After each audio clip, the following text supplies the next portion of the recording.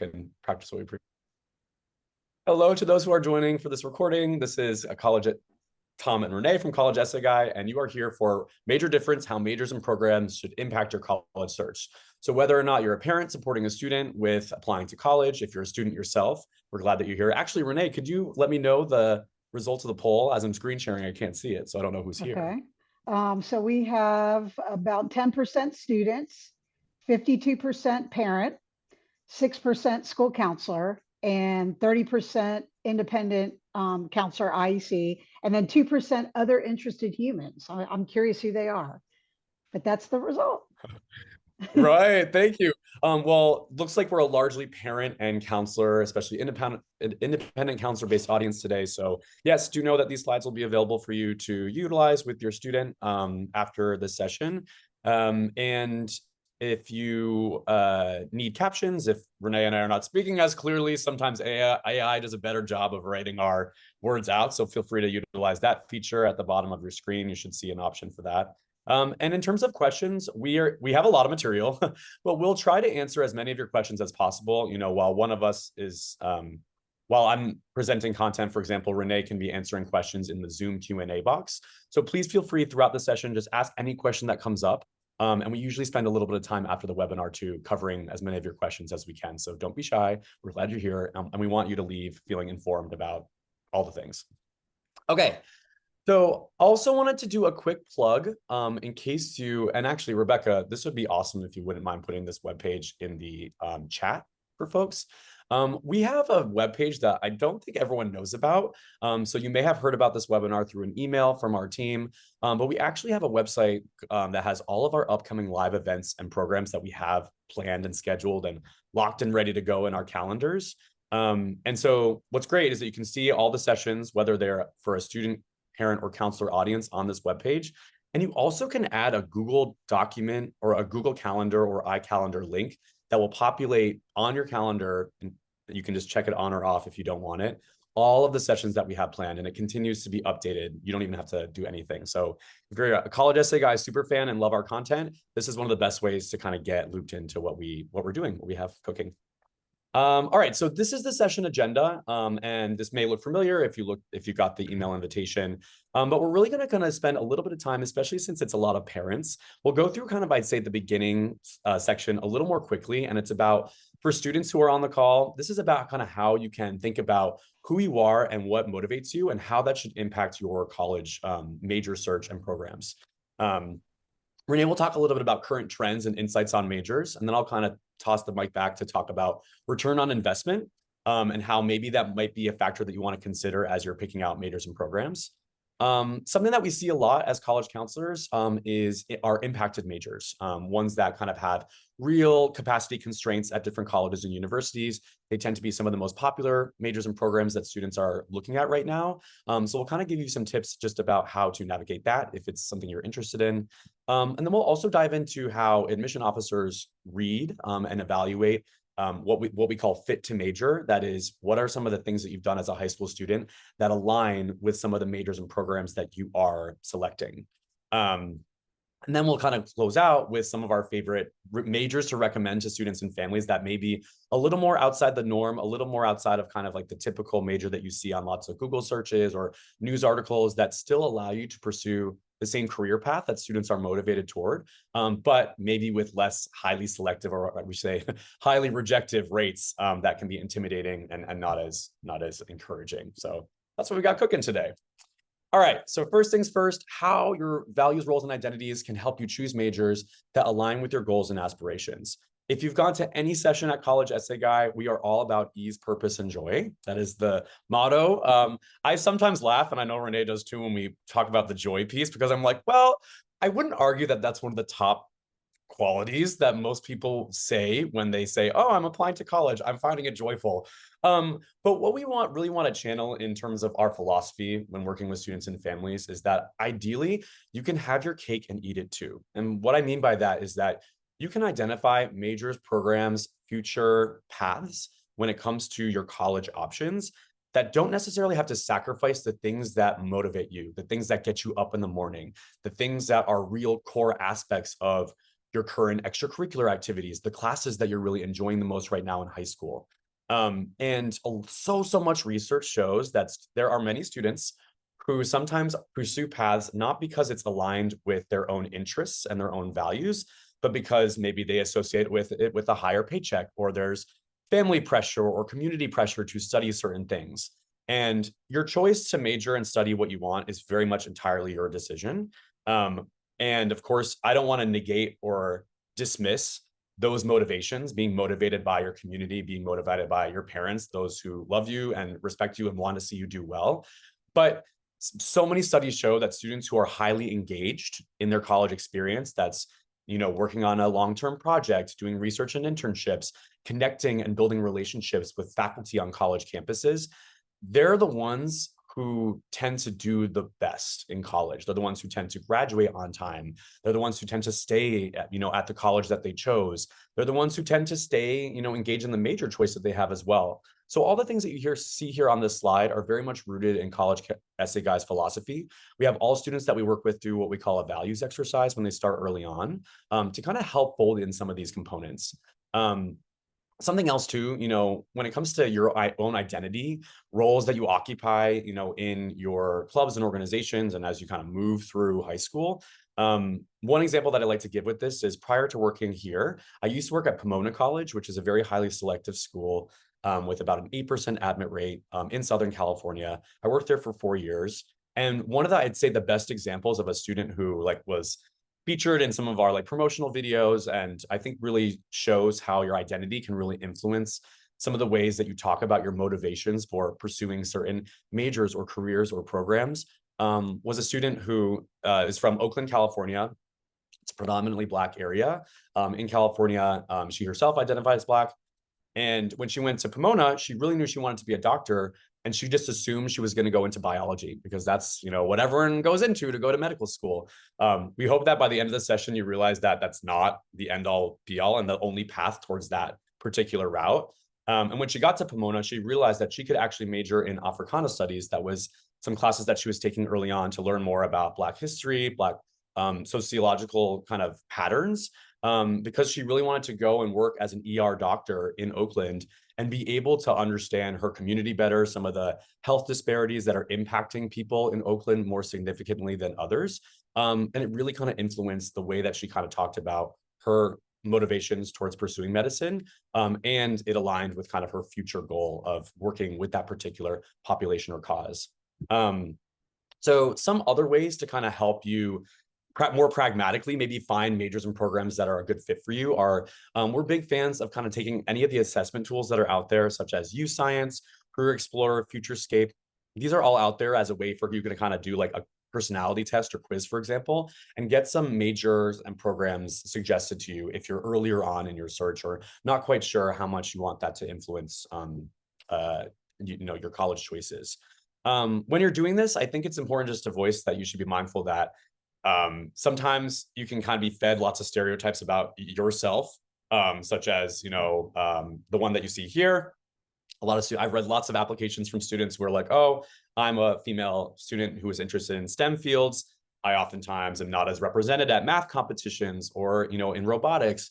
Actually, lots of data shows that female students are just as not prepared, if not more, than male students, even though historically you've heard a lot, and there's a lot of disparity of representation between women and men in a lot of these fields. Just want to say, don't let kind of those stereotypes about who you are or where you come from influence where you're headed. Because if it's something that motivates you, you're excited to do it, and you're showing positive skill in it, there's no reason why you can't pursue it. A featured resource that we've really started to get very into at College Essay Guide to help students choose extracurricular opportunities, or now in this case, maybe some majors, is our roles and identities exercise. So again, you'll have it linked in the slides. And very similar to our values exercise, you essentially look through a huge list of different roles that you maybe are occupying, or really feel are kind of representative of who you are as a learner, who you are as a collaborator.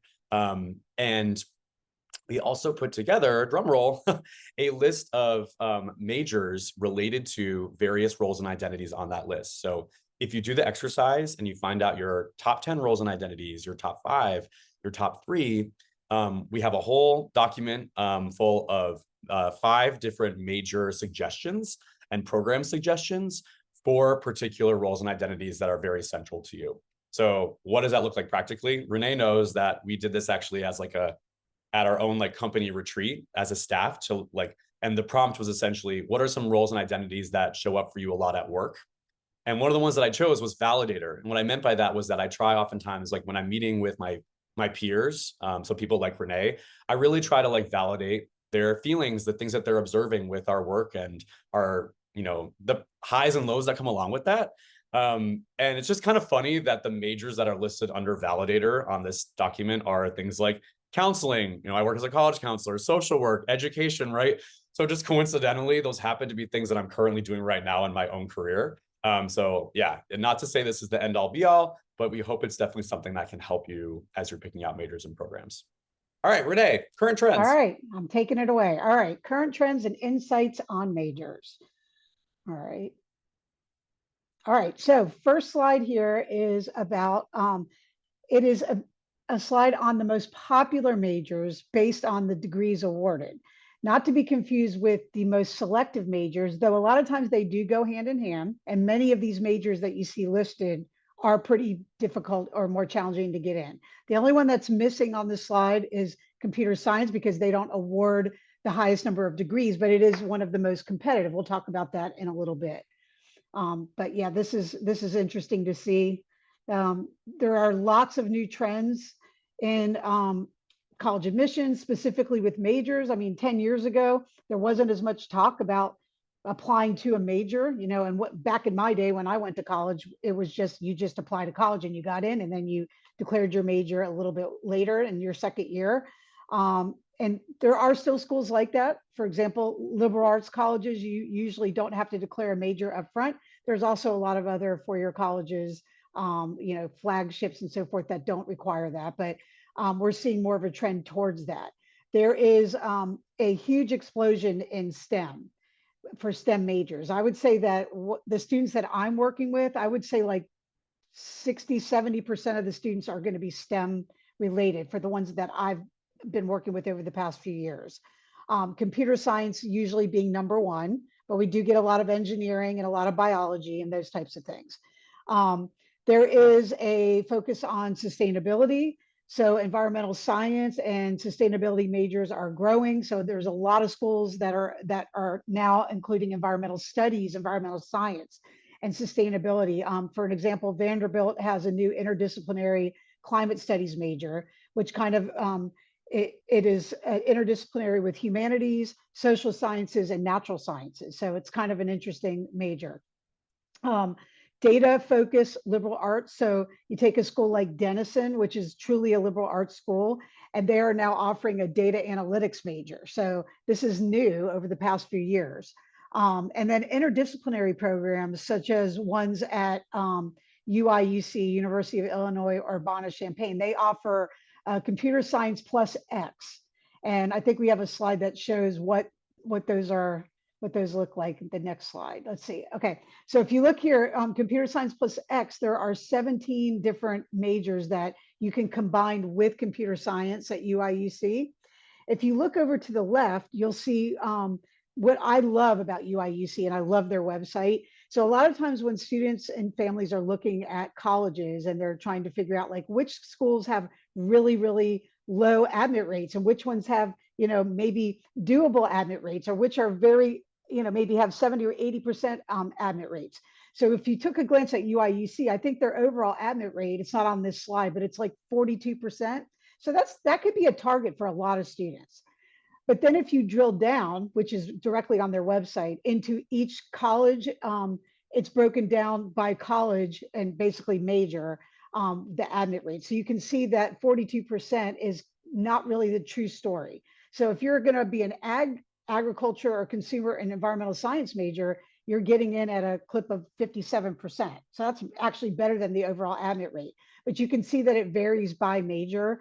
And so College of Business and College of Engineering are more difficult than the overall admit rate. And then when you look down at the bottom and you see computer science, just computer science has a little over a 7% admit rate, which makes it very, very, very difficult to get into UIUC for computer science.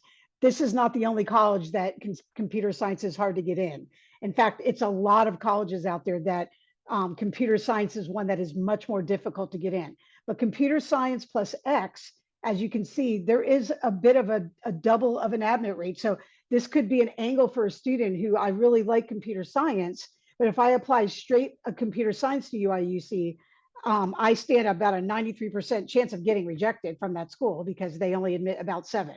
So if you do it with computer science plus one of these others, you'll increase your odds, and also you'll be probably more marketable in the end, because this is a very unique program that they have. So we just want to point out there's a lot of really cool stuff going on out in the universities and the way that they're trying to redo the way that we think about majors. So Yeah. all And right, I think that yeah. point about like interdisciplinary combinations is just one that we really, if you take away a theme from this webinar, that's a big one.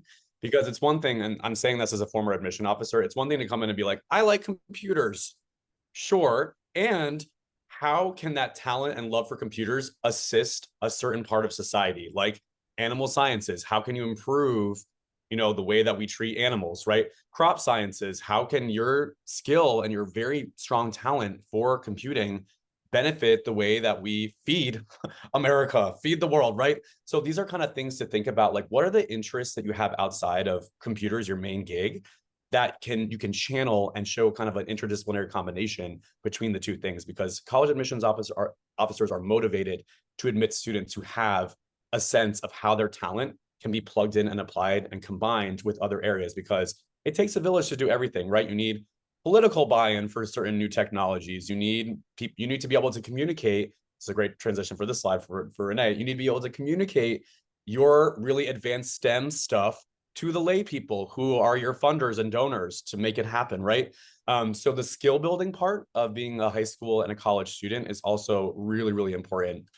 So with that, that's my question. Okay. All right. So skills that matter more than your major. And I think back in the day, they used to call these soft skills. They may still call them soft skills. I'm not sure, but this is something that is really, really important. It doesn't really matter what your major is. You're going to need to do all of these things on this slide, regardless of major.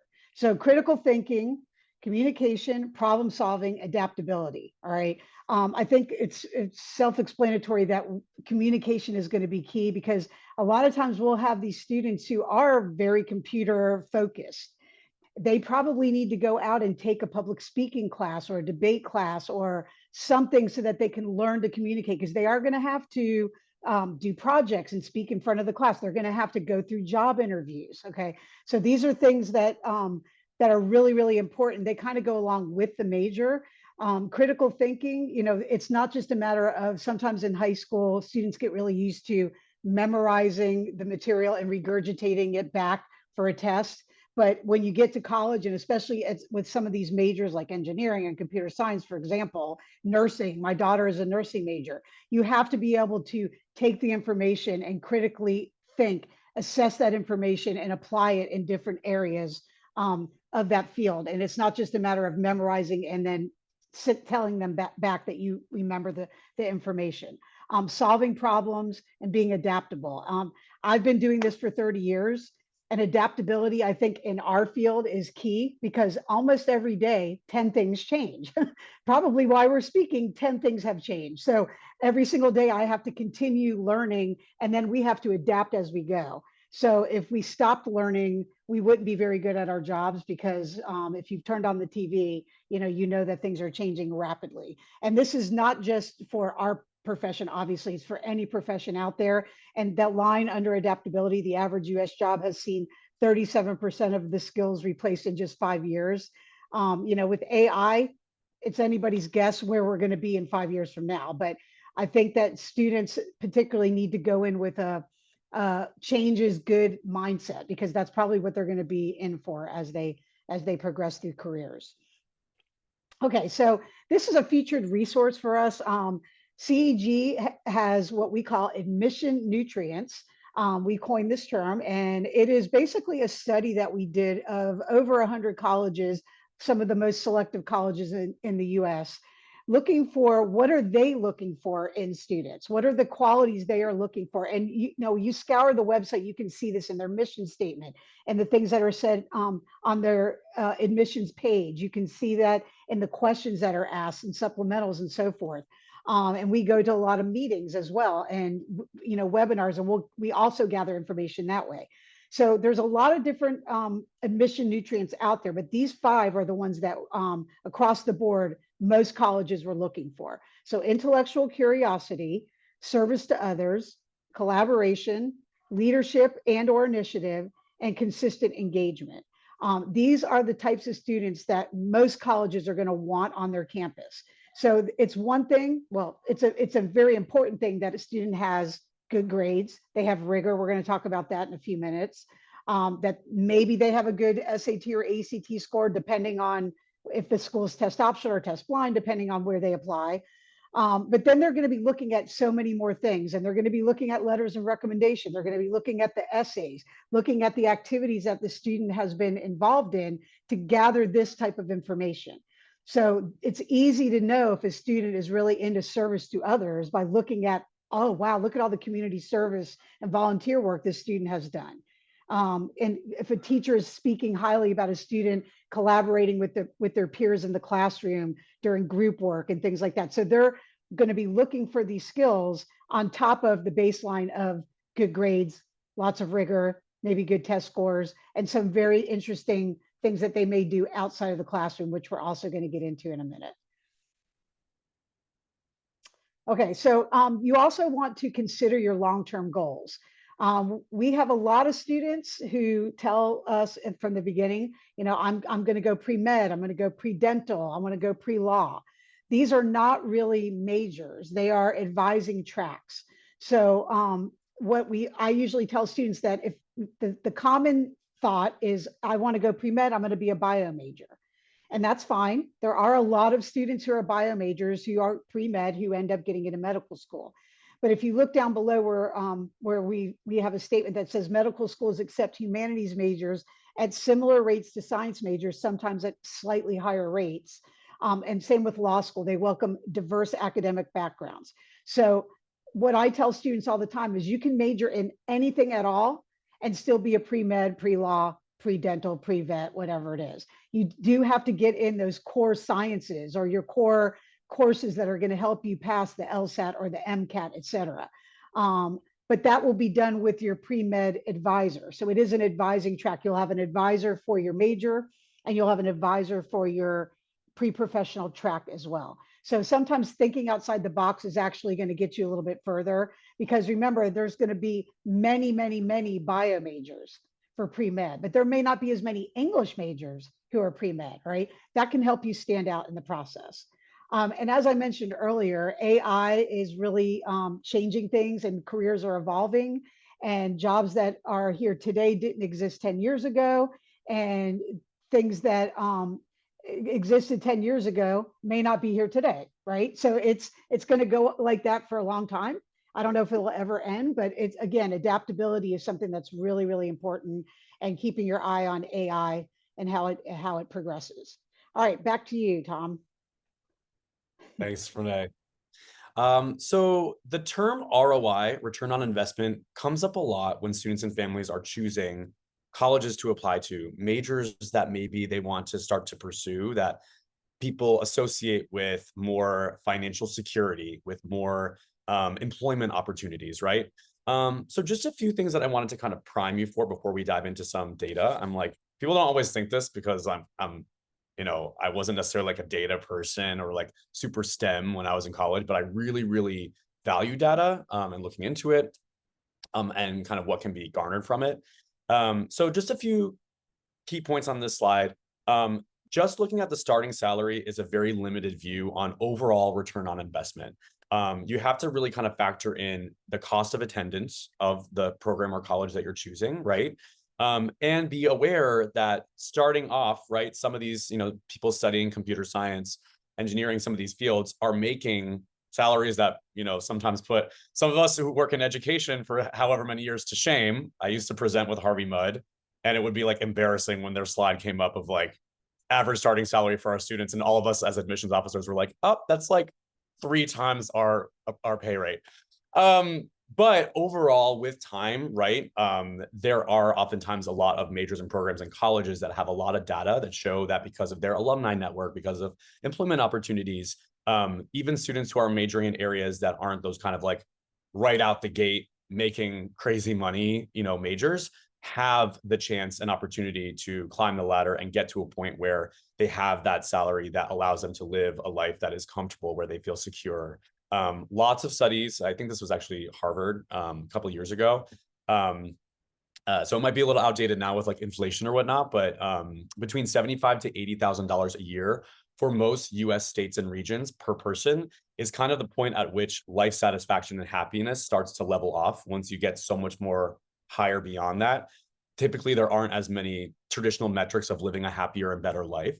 So that's also something to kind of keep in mind as you think about this term and this idea.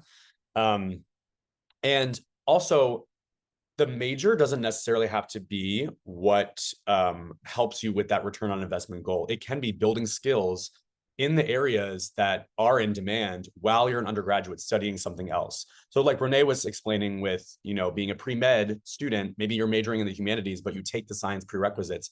You're building the skills through those prerequisite classes to excel in medical school, to be admitted to medical school.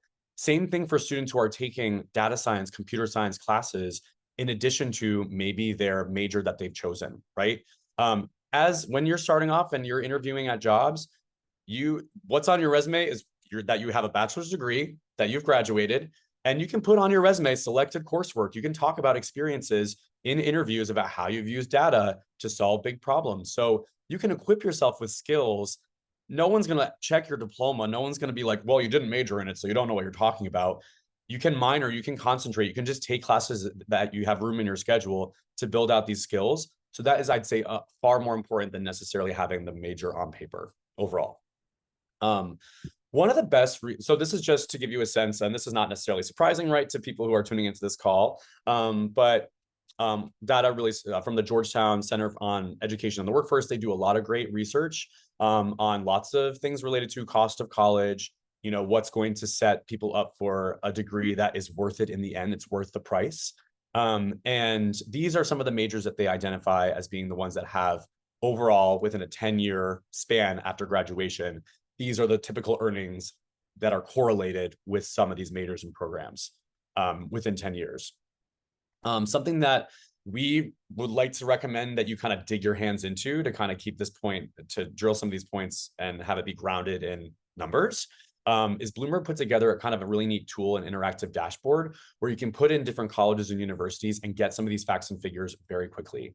And in the article, they also do a really good job of outlining how sometimes it's actually public flagship options that are in your own state that are oftentimes, especially for students and families that are more middle income, these often tend to be the colleges and universities where financially it makes the most sense for that particular demographic, right?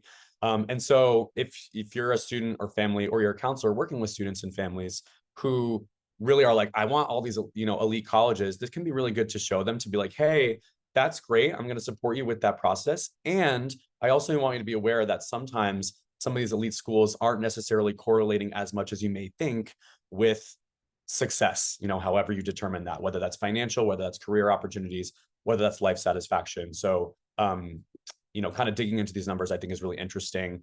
Bloomberg's kind of line, on the article is that, yes, this is not very surprising. There's definitely, when you parse out Ivy League institutions, which have these storied legacies and kind of, in the lore of, our culture, they're thought of very highly in terms of what they represent. Well, depends on who you ask. But kind of when you zoom in a little more beyond outside of the, Ivy cohort, right? When you kind of look at elite private schools in general that kind of have acceptance rates that are less than 30% or so, or I think actually the data that they determine elite private is less than 40% of an admit rate, you start to see a lot of variance when it comes to that 10-year return on investment figure. So it's important to kind of know what the individual colleges on your list look like when it comes to that, if this is an important college search factor for you. This is just one example to show you if you live in New York, right? A lot of people are familiar with NYU. It has quite the hefty price tag. CUNY, the City University of New York School, the public school option right in New York City. Baruch College is one of the ones that is more selective. I've worked with students from New York who, definitely have been like, oh, like Baruch is a school that, I'm really interested in. It's right here in the city. It's really comforting to know that the total cost of Baruch, as you can see on the right, net price, very, very low, all things considered, in terms of the quality of education that you're receiving, and the median earnings that you're earning once you graduate. This is another one. We've mentioned University of Illinois, UIUC, Urbana-Champaign. This is, some data to show you that another familiar private elite school, which I'm a huge fan of. Don't get me wrong. I think Northwestern is a great fit for lots of students. But if you're a student and family from Illinois, just, know that overall in the long term, both of these schools are kind of producing outcomes that are consistent, across the board, across different majors. So that can be really comforting as you start to put together a list. This is another slide, using some of this Bloomberg data, and for the sake of time, I'll go through this pretty quickly, but you have Duke, a university that lots of students and families see as very elite. It has a 10-year return on investment on average for most graduates of 200,000, 205,000, which is definitely far above, the median. You can kind of see it from the chart here. But I want to kind of make a plug for, I actually spent, this summer, or 2 years ago, I went on a bike tour of a bunch of different New England colleges and learned more about their majors and programs. And one of the ones I went to was Maine Maritime Academy, where the students who are there, it's a public, institution in Maine, has a much less selective acceptance rate. If you, are a pretty decent student in Maine in high school, you have a really good shot of being admitted to this school. It's right on the water. And the students are really doing amazing things when it comes to marine science, equipping, ships, knowing how to navigate them, lots of different issues that we see both in terms of military, in terms of private industry. And it's really comforting to see that a school with a 52% acceptance rate versus an 8% acceptance rate can still kind of give you that 10-year return on investment and have a much lower sticker price. And then the last one I'm mentioning here, our team is really big on institutes of technology outside of Caltech and MIT, which is what many of our students come to on their list of, I want to study computer science or engineering, right? Colorado School of Mines is an amazing option for students who want to study STEM and who have taken, STEM courses. They've done things in high school that align with those areas. The acceptance rate, 55%, much less scary than Caltech or MIT's. And when you look at the return on investment, it's very, very high up there. All these circles that you see on these charts, that's kind of like the highest one up there is, I think, MIT with like 400,000, right? So I wouldn't say that you need to have $400,000 in 10 years of graduation to live a fulfilling life.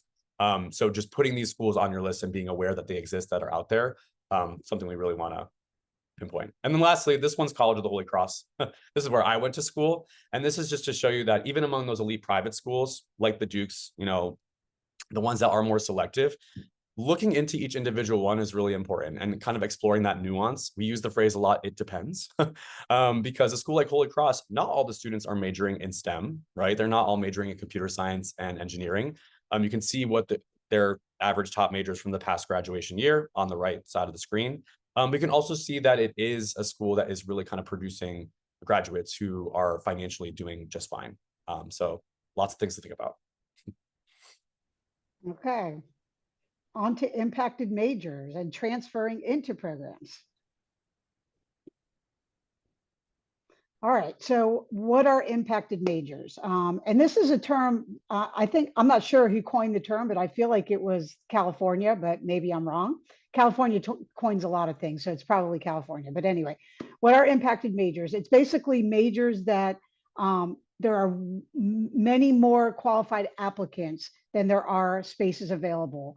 And this is trending a lot. Now, nursing is something that's been like this for many, many years due to a shortage of nursing instructors. But now fields like engineering, computer science, business, I can name some others, biology, psychology, some of the data sciences, journalism, school, some of those are impacted majors, which means that they may be more challenging to get in than, as we showed you with the UIUC slide, than just getting into the university itself, okay? So they usually have higher GPA and test score requirements. than other programs, and they vary. Each program is going to vary. And if a school like UIUC, which is a unique school that is very transparent, we did have a question, do all schools do this? No, they don't, unfortunately. We wish that all colleges would release the information on major admit rates by major, but they don't.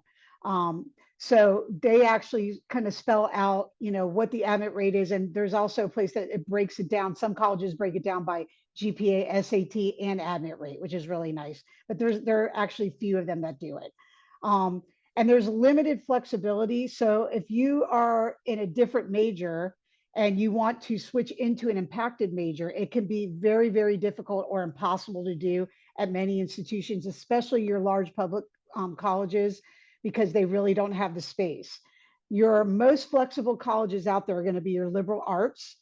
Usually you don't declare a major at all. In fact, many times they won't even ask you, or they might just say, what would you consider majoring in? But you're not really declaring a major until your sophomore year. And they give you the first couple of years to kind of explore before you choose. So if you are somebody who is truly undecided, you can still go undecided or undeclared or exploratory studies. It's called different things at different schools, at many of these schools. But one of the key things to point out is that if you go in as an undeclared or undecided or exploratory studies, and then in a year you decide you want to do computer science, you may not be able to get in. So we usually recommend, if you want something that is super selective, you should probably apply for it at the outset, because it's a lot easier to switch out of computer science into, philosophy than to do it the other way around, for sure. Yeah. Next slide. All right. So transferring between programs, as I just mentioned, it can be quite difficult. So you want to research what the requirements are. You need to understand what the specific grade point average, any kind of prerequisite courses that you need, and what the application process is for internal transfers. And there's actually a page you could go to on every website. If I search, I can find it. And it gives you the details that you need to transfer from one major to the other. And usually you have to wait a year, but sometimes it's more. And it'll tell you exactly how many hours you need and what GPA, et cetera, before you can even apply. Usually you have to apply for the transfer and see if you can get it. But there are schools that'll tell you you cannot transfer to X, Y, and Z majors. So you want to check that out ahead of time. Plan ahead. You want to make sure you're taking courses that satisfy requirements for multiple majors, so you can keep your options open. And I say this also is something just in general about a major, because I have students who will say, I want to do marine science or marine biology.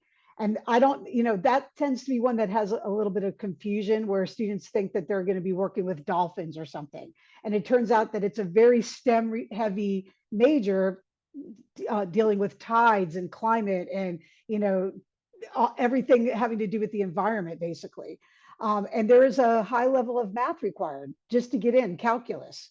And I just did a deep dive for one of my students, and I only found one school out of like 30 that allowed students to start in pre-calculus. And the student was quite surprised by that, wasn't planning to go that far in college, in high school. So we now have a plan to get her where she needs to be. But this is one of the reasons why you want to be looking not only at majors, but look at what you need to take in that major when you get there, and compare and contrast, because there's also a big difference between, for example, marine science versus marine studies, or environmental studies versus environmental science. Some are more science-based, some are more liberal arts-based. So you really want to check that out. You want to be strategic. Some schools are going to have a limited number of spots per department. And again, this goes back to what we just said. You don't count on being able to switch into these highly competitive programs, because it may not happen. Make sure you consider alternatives. And in most cases, a lot of colleges, especially if they have these impacted majors, are going to ask you to pick a second major. So instead of just researching one major, you need to thoroughly look at all the majors to figure out what is your second choice going to be here. I do have students ask all the time, I'm sure Tom does too, well, what if I declare, I'll use philosophy because I mentioned that a minute ago. What if I declare philosophy as my major? Then once I get there, I'll in the back end, I'll go into mechanical engineering. So we're kind of cautioning against any of this. Number one, some students declare these less competitive majors hoping to transfer later, but it usually backfires, because if they weren't able to get into engineering at the outset, they probably will not be getting into engineering after they get there.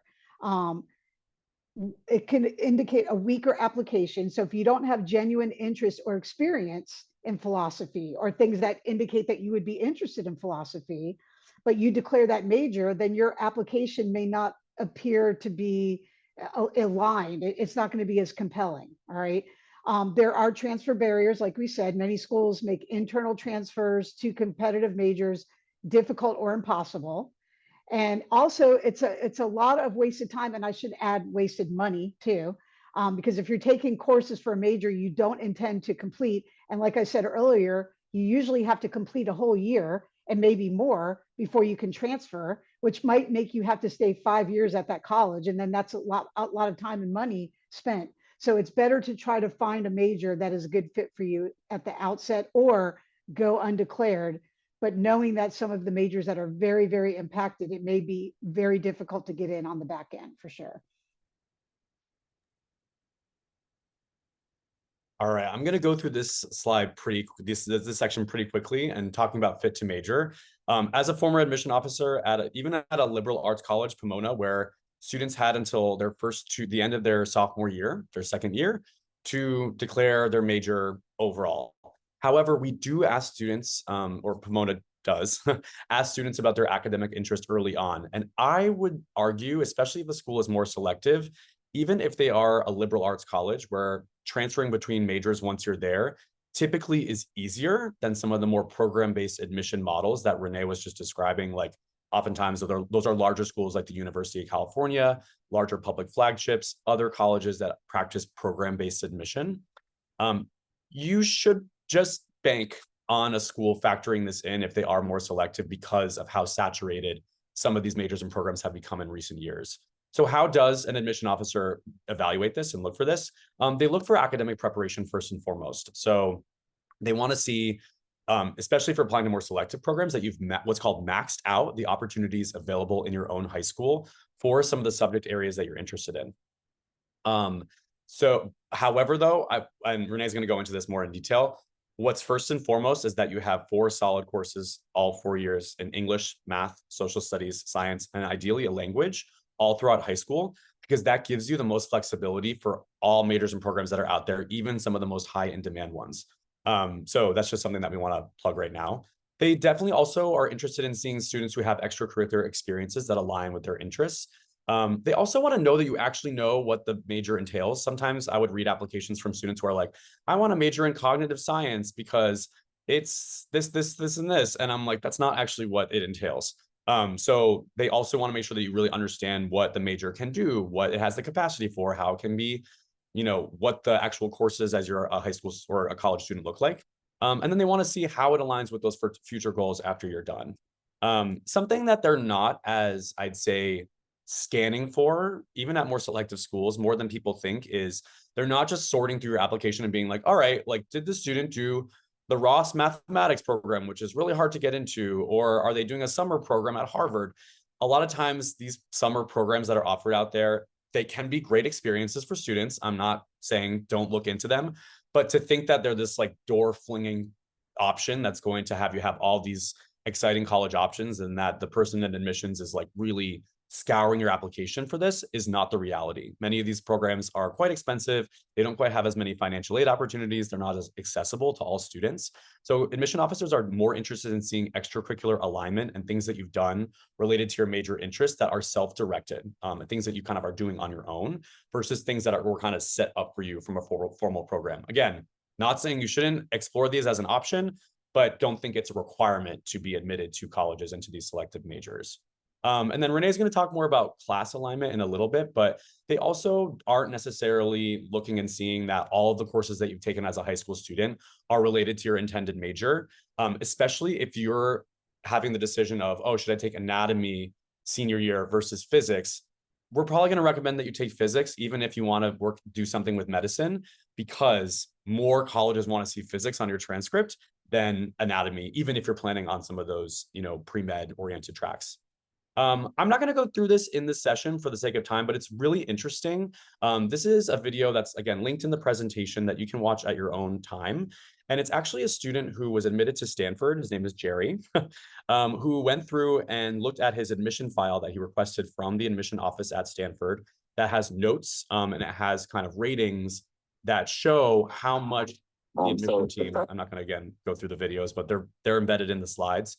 It shows kind of what the admission officer noted when they were doing the notes on the file and how they rated Jerry's aptitude in certain categories that were important to Stanford. So for example, intellectual vitality, high school rigor. There's a lot of analysis of, is, Jerry taking all the courses that are available to him within his high school, options. Sorry, the sun is cutting me off. So this, again, these videos, if you go through the slides, they kind of correlate with different sections that he pulls up in the write-up of his file. And it's not here to be like, you need to do this to be admitted to Stanford. That's not what we're saying. It's just to give you an example of the way that people in admissions make that case for, this is a student who is well prepared for this major or program. You will notice that when they review his file, they are particularly excited, kind of like Renee shared earlier with UIUC. They were excited that his interests are linguistics and computer science. He didn't just come in with computer science and nothing else. So a big theme in his application is this intersection. It's this interdisciplinary combination of linguistics, languages, and tech and computer science. And then lastly, again, as I said before, they're evaluating what courses Jerry took related to what was available within his high school. And that's a big theme of how people in admission make decisions. Oh, I think you're muted, Renee. Yeah, I'm sorry about that. Yes. I'm going to go through this pretty quickly, but as far as course selection, I think the rule of thumb, if you take away anything from this section, I would say if you take 4 years of English, math, science, social studies, and world language, you will open yourself up to more possibilities. I think this is the number one mistake that I see when I'm working with students, that they are like, oh, I finished 2 years of a language. That's all I need to graduate. I'm done. By the time they get to me, which could be, towards the end of their junior year, they haven't been in a language for 2 years. So there's not really a good way to remedy that.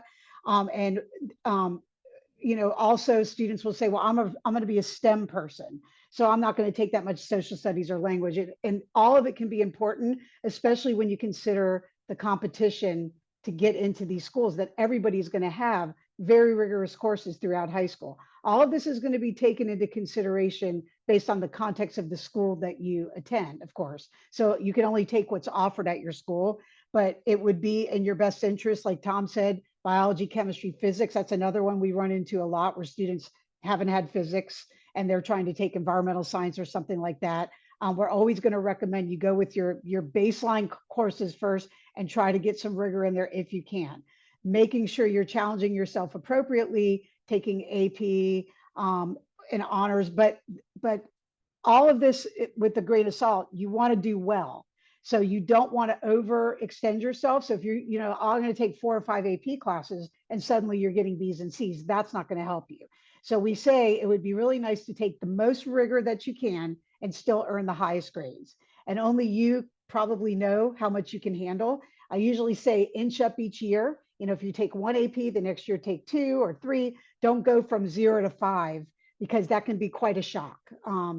And make sure that you are trying to align with your intended major if you can. So I know students, I have a student I'm working with now who wants business. And so he wanted to take numerous business electives, but because of that, he wasn't going to be able to take academics, and he was left with only a handful. And I told him, you need to be taking 4 or 5 core academics, English, math, science, social studies, and world language in your senior year. And then if you have room for 1 elective, take a business class, but don't do that at the expense of a core course. Okay. So that's really important. All right. So this is some data collected from the Common Data Set. I don't know if, for those of you who don't know what that is, you can Google the name of any college and put the words Common Data Set, and you can look at their sections A through H, I believe. C is the one that really deals with first year admissions. But there is a section in C that tells you what the college requires minimally to get in, and then what they recommend. So they might require less courses, but they recommend more. So if you look at these highly selective schools across the board, they all want 4 years of English and math, with the exception of Cornell. But I went in to look, and Cornell does require 4 math and science when it's a STEM major. So it varies by major. Most of them require science, so 72%. Only a third were requiring 4 years of a social study. So that was interesting. And then 63% are requiring or recommending a 4th year of a language. So in case you want to keep your options open for the highest selective schools, I would probably do 4 of each for sure. All right, and this is something I went to a presentation for UPenn, I don't know, about a month ago. I found this really, really interesting. They have 4 different colleges at UPenn, and each college has different criteria on what they're looking for in admission. So you can look at this. I don't need to read it to you, but there are different qualities that they're looking for in a student. So, and they're looking also at different courses as well. So like for engineering, obviously the physics and math definitely need calc. Nursing, they want a lot of science. Business, they want math, particularly calc. And so this kind of just gives you an idea, again, going back to even what Tom was saying with the Jerry's video, that they're looking at all these different qualities and things in your application. It's not just a matter of, oh, I got a 4.0 and a 1550, I should be admitted. It doesn't. If that was the case, none of us would have jobs, because it would be just a straight chart and everybody with a 1500 or above would be admitted, and that would be the end of it. But there's a lot that goes into this. All right, so if you want to stand out in a competitive major, you definitely need to take rigorous courses, as mentioned. You want to demonstrate initiative. So showing leadership in any of your activities that could be connected to what you want to do in the future. They don't always have to be connected, but if they are, or at least 1 or 2 activities are connected, that's really helpful. You want to seek out mentorship and build relationships with the teachers in your school that are teaching the subjects that you're really interested in. But you could also go out into the field and possibly interview somebody or do a shadowing and try to get involved so that you can learn as much as you can about the field. And then also developing a deep understanding about the major. Like I said earlier, 9 times out of 10, the student says, I want to major in business, but they really don't even, I don't know if they know exactly what business is, or they haven't really determined what area of business they're actually interested in. They just think business sounds cool. My parents are in business. I think I can make money doing business or what have you, but they don't really even know what the major requires. So that's one thing as a parent, if you're looking with your student at majors, you definitely want to look at the 4-year plan and look at what courses you would be taking over that 4-year period. And when you compare that to other schools, you'll kind of get an idea of what that school is going for with that major, and if your student is actually interested in it. So meaningful extracurricular involvement is really important. Leadership, not everyone's a leader, but some people can lead from behind. So if you can take any kind of responsibility in whatever you're doing, that's a plus. Sustained commitment. So the last bullet says quality over quantity. I say that all the time.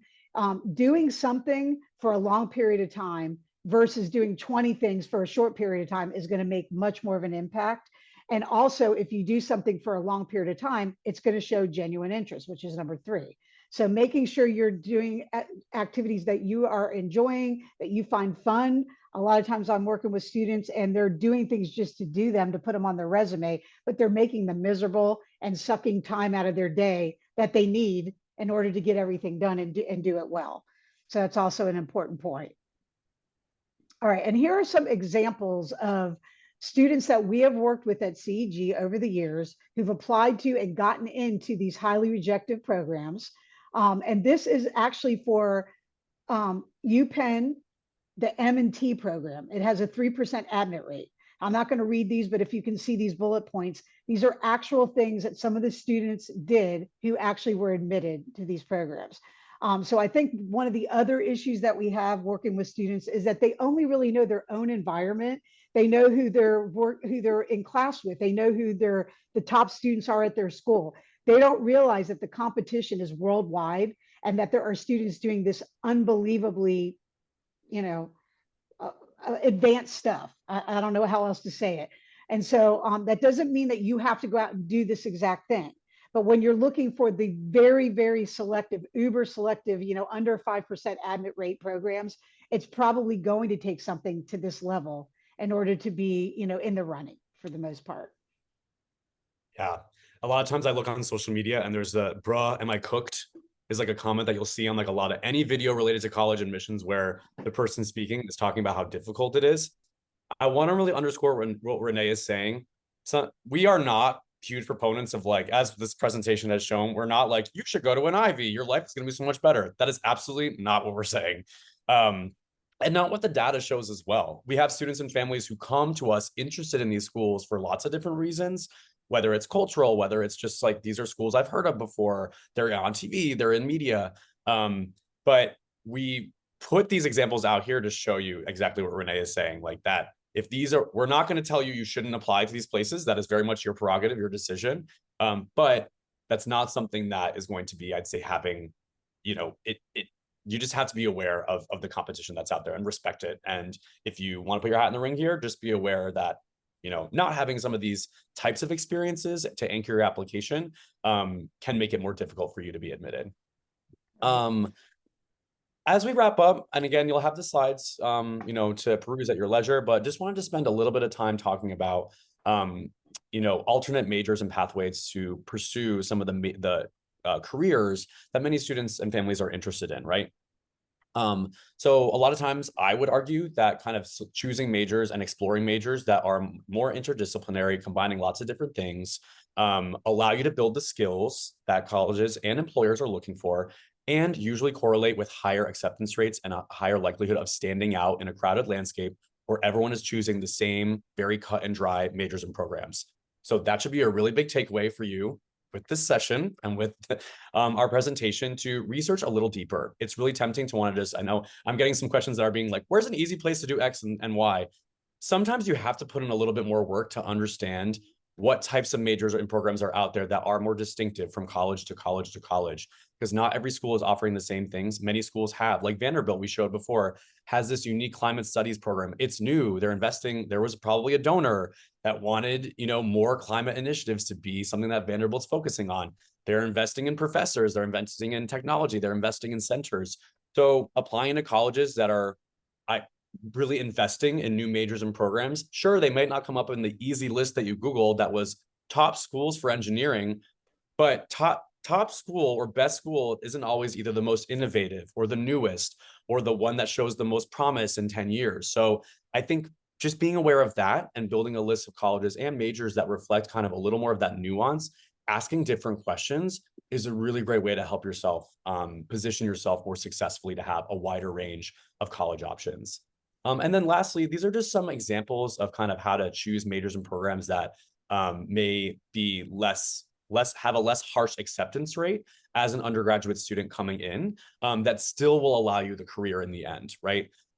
So definitely want to underscore, for example, in medicine, we've had lots of students who have a particular cause or population that they really want to address. So the example that I gave before of the student who studied Africana studies and was pre-med, that's a great example of kind of how to combine interests and communicate those in your application. Same thing for, public health, right? That just overall in the landscape of all colleges and universities is going to have a less intimidating acceptance rate than biology on the onset, or maybe even psychology, which is one of those more popular majors statistically.